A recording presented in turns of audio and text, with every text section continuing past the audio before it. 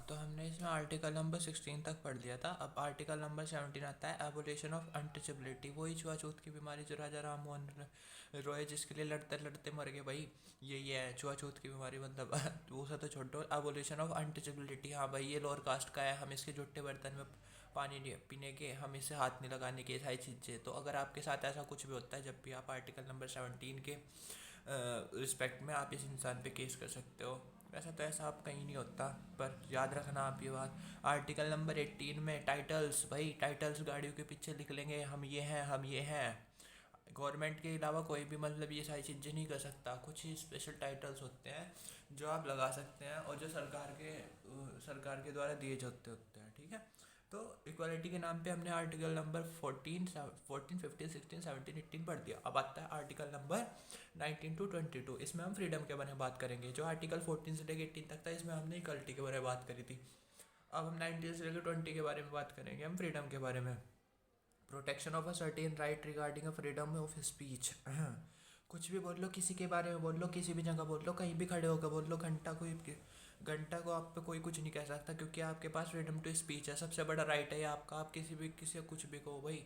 लेकिन कब तक है? जब तक किसी दूसरे की उसमें कहते नहीं है कि मतलब भाई आप आज़ाद जब तक हो, जब तक आप किसी दूसरे की आज़ादी में दखल लगे रहो। क्योंकि भाई दूसरे तो आज़ाद है, अब तुम जाके दूसरे के घर के बाहर उसे गाली देने लग जाओ तो वो तो केस ठोक देगा, भाई क्यों दे रहा गाली, तो लड़ाई लुड़ी बच्चे। तो इसका मतलब नहीं है कि आप किसी को नो भी कर दो, हाँ सिस्टम कर दो। इसका मतलब है कि आप किसी को भी अपनी राय देने में, और भाई मतलब ऐसे सही बोलने में, आप मतलब ऐसा नहीं कोई कर सकता। आपको आपकी बात रखने का, आपको अपने वो प्रोस्पेक्टिव शेयर करने का वो दिया जाएगा। ये आर्टिकल नंबर 19 से लेकर 22 के बारे में डिस्कस करेंगे। ओके, आर्टिकल नंबर 20 हमारा, ये तो हमारा आर्टिकल नंबर 19 है, फ्रीडम टू स्पीच है। अब आर्टिकल नंबर 20 वाला बताता है protection in respect of convection of offence. Convection of offence, ये भाई मेरी समझ में भी नहीं आया, तुम्हारी भी नहीं आने का पहली पहली बार होगी। तो इसके बारे में एक वो है, if do same crime many times. अच्छा भाई समझ गए, छोड़ दो इंग्लिश, छोड़ दो, सीधा सीधा बता रहा। भाई एक आदमी ने एक मर्डर कर दिया, उसे फांसी की सजा मिल गई। सेम आदमी ने 2 मर्डर कर दिए, तो उसे 2 बार थोड़ी लटकाओगे। तुम लटकाओगे तो एक बारी जान, तो उसकी एक बारी जानी ना। तो हमारा आर्टिकल नंबर 20 कह हुए, अब भाई तुम सेम क्राइम कहीं बार कर लो, या आपको सज़ा उसकी एक ही बार मिलेगी। यूँ नहीं कि आपको भाई क्या नाम है, अगर चोरी के लिए एक, भाई इसमें ज़्यादा समझाने की बात ही नहीं है। भाई अगर तुमने 10 रुपये का पेन चुराया, उसने केस ठोक दिया भाई, क्या नाम है, 10 रुपये का पेन चुराया, उसके लिए तुम्हें सज़ा मिलेगी इतनी। और भाई बड़ी चोरी कर ली तो सज़ा तुम्हें चोरी की मिलेगी, यूँ नहीं कि भाई तुम्हें बार बार मिलती जा रही। ठीक है, ये भी हो गया हमारा आर्टिकल नंबर 20 हो गया। ठीक है, अब आता है हमारा, वो पेज भी फट गया। Article number 21। Article number 21 protection of life के बारे में बात करता है और पर्सनल लिबर्टी के बारे में बात करता है। No person shall be deprived in his life और personal liberty except according to a protection established by. भाई लो अपनी जगह है, फंडामेंटल ड्यूटीज अपनी जगह है, सब चीज़ अपनी जगह है, लेकिन प्रोटेक्शन ऑफ लाइफ तो हमारा फंडामेंटल ड्यूटी आर्टिकल नंबर 21 के तहत आवे ना भाई। जीने का हक तो सभी को है, कुत्ते को भी है, इंसान को भी है। जिसके अंदर सांस है उसे जीने का हक है, ये हमारा आर्टिकल नंबर 21 कह हुआ है। भाई हर लॉ से पहले हमें ये देखा जाएगा, right to protection and personal liberty. हर किसी का अपना एक स्पेस है, हर किसी के अपनी जीने जोने के तरीके हैं। तो भाई आर्टिकल 21 में बता हुआ है भाई प्रोटेक्शन ऑफ लाइफ के बारे में। ओके, लॉ से बड़ी चीज़ है प्रोटेक्शन ऑफ लाइफ। मतलब कि अगर आपको किसी मुजरिम को बचाने के लिए, छोटो खैर फिल्म में हो जाऊंगा बीच बीच में। 21, हाँ भाई प्रोटेक्शन ऑफ राइट है। अच्छा, आर्टिकल नंबर 21 ये बताता है राइट टू एजुकेशन, हर किसी को पढ़ने का अधिकार है। 86वां संशोधन भी हुआ था, राइट टू एजुकेशन हमारा फंडामेंटल।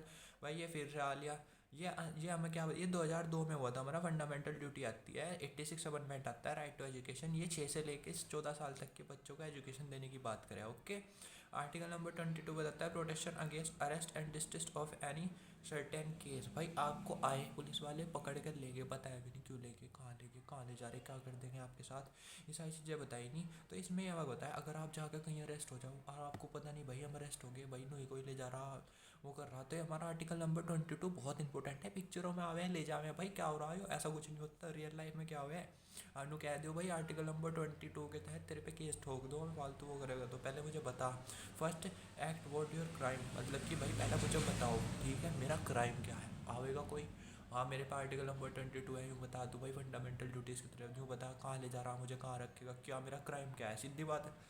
इतना तो बोलने नहीं देते खैर में।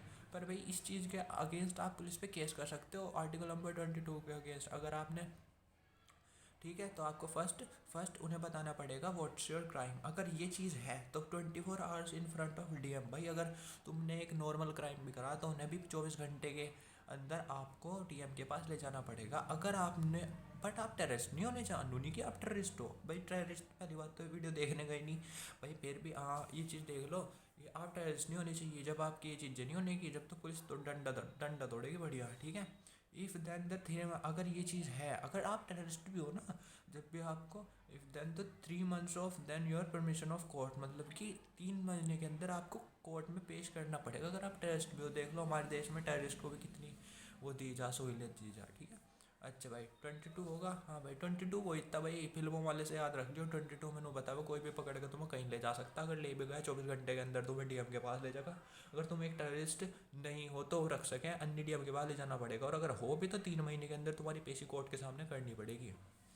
23 बताता है prohibition of traffic of human beings in are forcible. वही भाई बाल मजदूरी भाई, आदमी को काम करवा करवा के तोड़ दो भाई, इतना थोड़ना तुम पूरे दिन काम ही करवा रहे, तुम्हारे पास भी राइट टू लाइफ है, लिबर्टी है। तो प्रोहिबिशन ऑफ ट्रैफिक ना ह्यूमन बींग एंड फोर्सेबल, ठीक है भाई। 24 आ गया हुआ प्रोहिबिशन एम्प्लॉयमेंट ऑफ चिल्ड्रन है भाई, वही बाल मजदूरी, जो 6 से लेकर 14 साल के बच्चों को आप फैक्ट्री में वर्क नहीं करवा सकते, केस ठोक दे कोई बच्चा, फैक्ट्री बंद हो जाएगी। ये भी होगा भाई सिस्टम। हाँ तो भाई हमने आर्टिकल नंबर पढ़ लिए भाई, 24 तक पढ़ लिए। उसमें भाई पहला हमने 14 से लेके 18 तक हमने क्या बात करी, इक्वालिटी।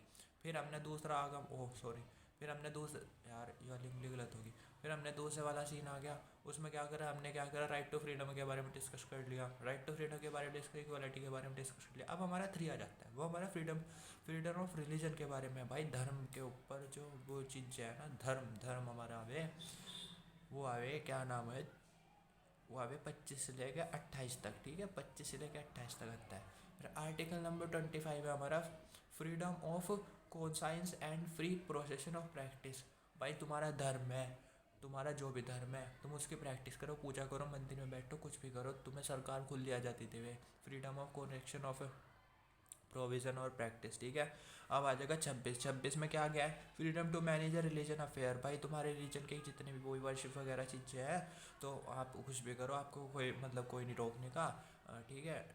आज़ाद हो आप सब ये चीज़ें करने के लिए। तो आर्टिकल नंबर 26 हमारा ये बतावे। आर्टिकल नंबर 27 हमें बतावे अगर तुम फ्रीडम वाली एक्टिविटीज़ कर रहे हैं, जैसे कि मंदिर है, मंदिर में बिजली भी चाहिए, जनरेटर भी चाहिए आपको, पर बिजली के ऊपर टैक्स नहीं लगाने की, सरकार कुछ नहीं कर सकती, क्योंकि आप सब धर्म का काम कर रहे हो, और धर्म के काम के लिए हमारे देश में पूरी आज़ादी है, आप कुछ भी करो। फ्रीडम टू रिलीजन है आर्टिकल 25 से लेकर 28 तक, आप कुछ भी करो भाई, उस पर आप चाहे कुछ भी करो, लेकिन आपको कोई टैक्स नहीं देना पड़ने का। आर्टिकल नंबर 28 हमारा बताता है फ्रीडम ऑफ रिलीजन, वर्शिप और सर्टेन ऑफ एजुकेशन। मतलब आपको अगर किसी को पढ़ाना, हाँ भाई हमारी ग्रंथी हैं, वेद ये हैं, आपकी कुरान पढ़ाओ, आपकी बाइबल पढ़ाओ, कुछ भी पढ़ाओ, आप किसी को कुछ भी करवा सकते हो, आपको इसके लिए फ्रीडम है, ठीक है। आप अपना धर्म प्रचार कर सकते हो इंडिया में, आपको इसके लिए कोई वो नहीं है, ठीक है। इंडिया सेकुलर कंट्री, हर देश का सम्मान करे, हर धर्म का सम्मान करे, ठीक है।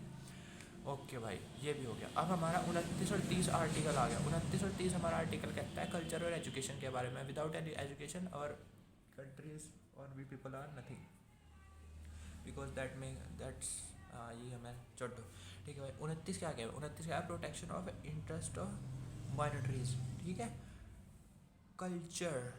कल्चर इंडिया में जाओगे रोड बदलती रहेंगी, कल्चर बदलता रहेगा, भाषाएं बदलती रहेगी। असम की तरफ जाओगे फिर उनकी अलग भाषा, तेलुगु की तरफ जाओगे उनकी अलग भाषा है, साउथ में जाओगे अलग भाषा, नॉर्थ में जाओ अलग भाषा। यही चीज़ हमारा 29 नंबर आर्टिकल बतावे। भाई हिंदी हमारी ऑफिशियल लैंग्वेज है, लेकिन और जो चीज़ें हैं ना, ये सारी इन सबको मतलब जो मॉनिटरीज विच हैज़ मॉनिटरीज क्या होती है, मॉनिटरीज होती है जिनकी जो पॉपुलेशन है वो बहुत कम होती है, तो उसमें क्या कहते हैं, हिंदुओं को छोड़ के और जितनी मॉनिटर, मुस्लिम, जैन, सिख, ये सारी मॉनिटरीज में काउंट हुए हैं। तो प्रोटेक्शन करनी इनकी और इन सब में इंटरेस्ट दिखाना, इनकी प्रोटेक्शन करनी मॉनिटरीज की, हमारा आर्टिकल नंबर 29 के बाद। आर्टिकल नंबर 30 के बाद राइट टू मॉनिटरीज और इस्टेब्लिश द एडमिनिस्ट्रेशन एजुकेशन। भाई तुम्हें क्या करना, भाई तुम्हें तेलुगु पढ़ानी, तुम्हें तेलुगु स्कूल खोलना, भाई खोल लो, इंडिया पूरी वो दे रहा, भाई पूरी आज़ादी है तुम्हें। उन 30 हमारा नुके हुआ है, ठीक है। अच्छा हमारे देश में कितनी मॉनिटरीज है, there are 6 monetaries in our country.